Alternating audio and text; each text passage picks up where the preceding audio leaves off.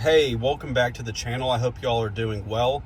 A video I posted last week of my first time trying out a Mercedes-Benz EV charger got a lot of interest and comments, so I figured I would go back there and give it a second go and compare the two experiences in terms of charging performance and charging speeds and cost. Last time I went, I arrived with around 52% state of charge. I was there for about 5.5 minutes, and my average charging speed was around 82 kilowatts. Today, I am currently at 46% state of charge up here on the top left, and I'm not too far away from the Supercharger, so let's go ahead and plug it into the navigation. And I do know where this Supercharger is, but let's see if I just ask Grok to pull up DC fast chargers, if it can identify it on the map, and if it will start preconditioning as if I was going to a Supercharger, so that the battery can get to an optimal temperature and get the fastest charging speeds possible. So let's ask Grok to find us the charger. Hey Grok, can you pull up DC fast chargers in the area in the navigation, please?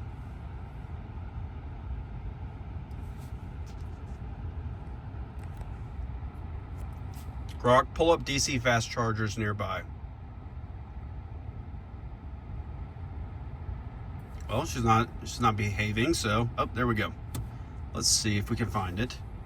Here's a list of them, and we want to go to this one right here, 0.9 miles away, the Mercedes-Benz charger. It is at 2200 Avalon Boulevard, and I will go ahead and add it as a stop.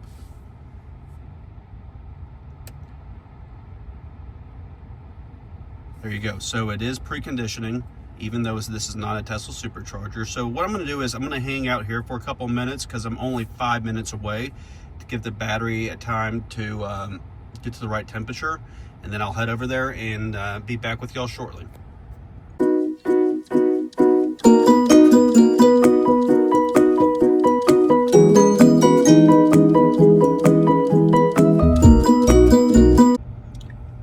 So we're making our way over to the Mercedes-Benz EV charger, and something I noticed up here as the destination, it had it automatically set as parking lot, and so I had to change it to charger so that hopefully it automatically parks at the charger, because I'm driving over there using full self-driving. And for y'all who don't know, this is at Avalon, which is a mixed-use development in Alpharetta, Georgia. And Alpharetta is a northern suburb of Atlanta. So I was only about maybe even a mile from this charger, and we're pulling into the parking lot now. So I haven't had a lot of time to precondition. I waited in the parking lot for maybe a couple minutes, and this is probably a 5-minute drive. So maybe under 10 minutes of time to precondition. And it's still preconditioning now, as you see. So we are making our way through the parking lot over to the Mercedes-Benz chargers. These chargers are on the back side of the development in an open lot, and let's see if there are any other vehicles charging.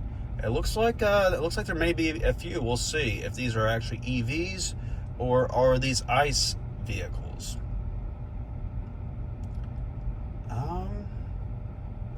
Okay, we have a, what is this here? It's trying to park in these handicap stalls, so we do not want to go there. So that is a Hyundai. Then we have an Audi EV, and I'm not sure what this other one is. This is another Hyundai. So let's get parked here. We're going to back into this stall. Maybe we can ask these other people questions, or ask them about their experience if they come out of the vehicle. They probably won't want to be on camera, and that's okay, but at least I'll try to chat with them and share what they have to say afterwards.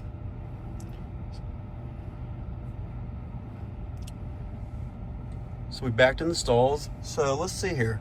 Like this Hyundai right here is not plugged in, and this Audi is plugged in. So it was 1.4 miles to get here, 4 minutes, and our efficiency was 503 watt hours per mile. That is mainly due to the preconditioning, as the car tries to regulate its temperature for optimal charging. So as you can see, 0.3, and we're arriving with 45% state of charge. So let's get out there and get plugged in and see what the charging performance is like. So here we are back at the Mercedes chargers. This Hyundai is not plugged in, but they are in a spot. This Audi, maybe Q5 is plugged in, and then we have another Hyundai over there.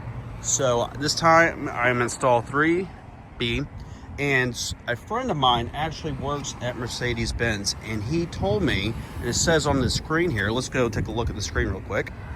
It says plug in first to start. So last time I was here, I was filming. It was my first time. I wasn't quite fully paying attention to the instructions. I didn't plug in first. I kind of just did the payment and then plugged in afterwards. And he asked me why I didn't do it. And I said, well, I took some time to think about it. I said, most of my life I had a gas vehicle. And when you go to a gas pump, typically you do the payment and then you plug in the vehicle. You plug in the gas nozzle before you start fueling up. And so it's kind of just a force of habit. And with Tesla Superchargers, there is no payment. It automatically just happens in your Tesla app, so you don't even really have to think about it. So here we go. I'm plugged in, install 3B, and let's go ahead. It says pay here, so I'm going to do that. I'm not going to put that part on the screen. Here we go. Authorizing payment. Thank you. Authenticating. Hear it clicking. This thing's start to get going here.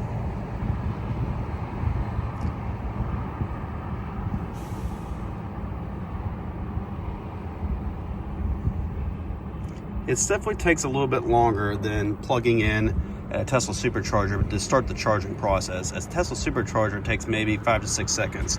So here we go. We're off and running. I'm at 45% and we're spooling up.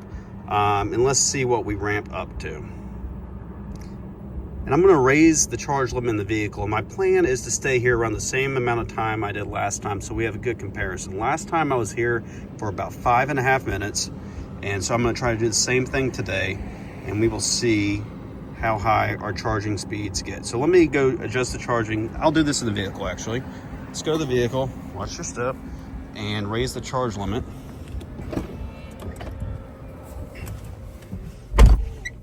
Let's go here, charging.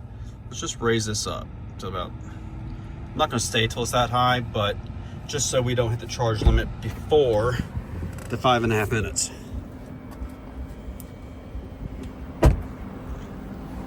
Let's go back and check out the charging speeds. It's better to walk around than walk over the cable, right?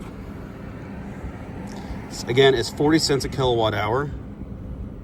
Teslas are usually 35 cents. Here. So I've been here 1:15.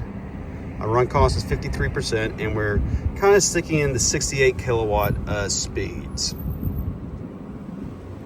So I will keep you all updated as we go. So I've been here for about 3.5 minutes. Let's see here, charging details. Here's the charging curve. So we peaked at 76, and now we're tapering around 69 kilowatt charging speeds. And I didn't, maybe I preconditioned a little bit less, but I'm thinking the reason why I'm not matching the speed in the 80s like I did last time is because there are 2 other vehicles plugged in.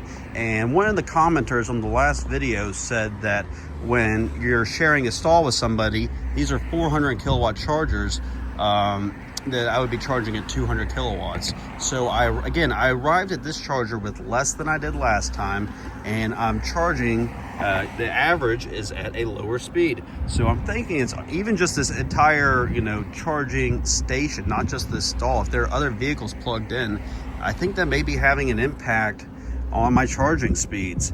If you have any experience and knowledge on this, please leave a comment below or any questions. I'd love to hear all feedback. So again, we have been here, let's go back, 4 minutes and about 5 minutes right now. So another 30 seconds, I'm gonna stay plugged in, and we'll just see what the total stats are at the end. And again, right now, the run cost through a little over 5 minutes is $2.32. You can go cost details here. Charging stations, yeah, I don't know about that. Go back, charging details, back. All right, about And a few seconds more, and then I will stop it. So there is, we'll stop 5 minutes, 30 seconds. Let's stop. Sure, I'm going to stop charging. So here's my charging summary. I was here for 5 minutes and 39 seconds. I went from 45% to 52%. My average speed was 70. I think my last speed last time was 82. So this is 12 kilowatts slower, despite coming in with around 7 to 8% lower state of charge. The total cost was about $2.60, which is similar as last time. And that was it. So actually the charging speed was lower than on this charging session than the last one, which I'm kind of surprised about. I wonder if you all thought it would also be slower. I thought it would have been faster because I arrived with a lower state of charge. It's white, and we'll unplug and then put it back in here. So there you have it. This was slow. Just to recap, my last charging experience, I averaged speeds of around 82 kilowatts. This time, my average was in the 70, I think around 70. So just wanted to show you all this experience and see what it was like on the second round. If you have any questions or comments, please leave them below. And also, if you're just curious about Tesla and exploring getting one, I have a referral link in the description that feel free to use. That'll get you 3 months of free FSD or a discount on a new vehicle. And if it helps, great, you know, or if you already have one, that's fine too. And I appreciate you all watching, and I will talk to you next time.